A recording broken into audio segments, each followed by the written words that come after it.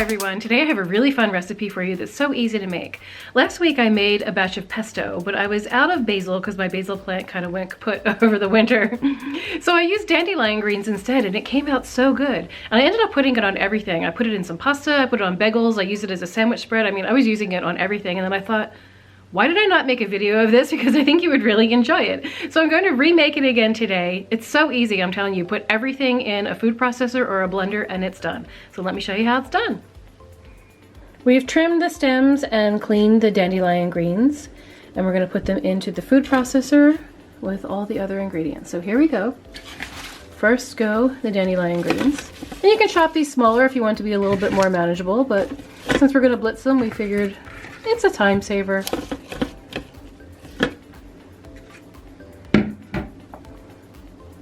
We're adding some Parmesan cheese. It was a 1/4 cup of Parmesan cheese. We're adding a few garlic cloves, 1, 2, 3. We have some salt and pepper. And instead of pine nuts, we're using almond butter.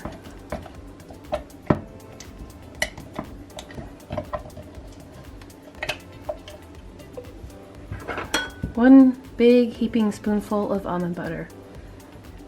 These pine nuts are very expensive, and almond butter really works well in this recipe. So now the last thing we're going to do is put the lid on, and we're going to start to process this, and then we're going to slowly add extra virgin olive oil as it blends.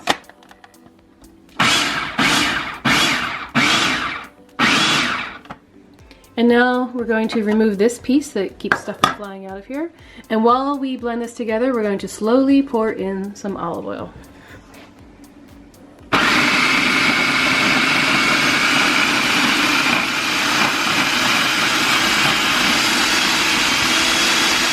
And we're just going to scrape it down and blitz it again.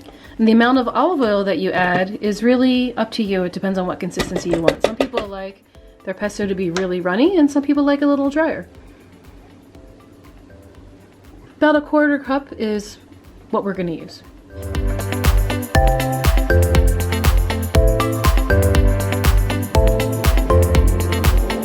Well, here it is. I put it in a glass jar. This will keep for about a week in the refrigerator if you have an airtight container. And that was about a cup of dandelion greens. It made a little more than a cup of our dandelion pesto.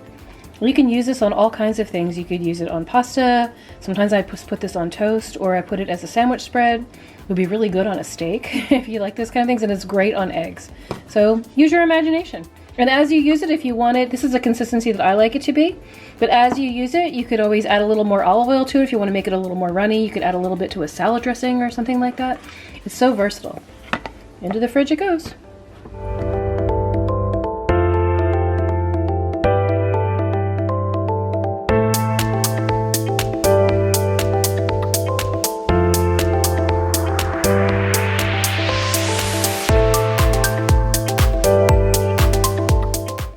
I hope you enjoyed that recipe and you have fun experimenting with pesto flavors by using different greens.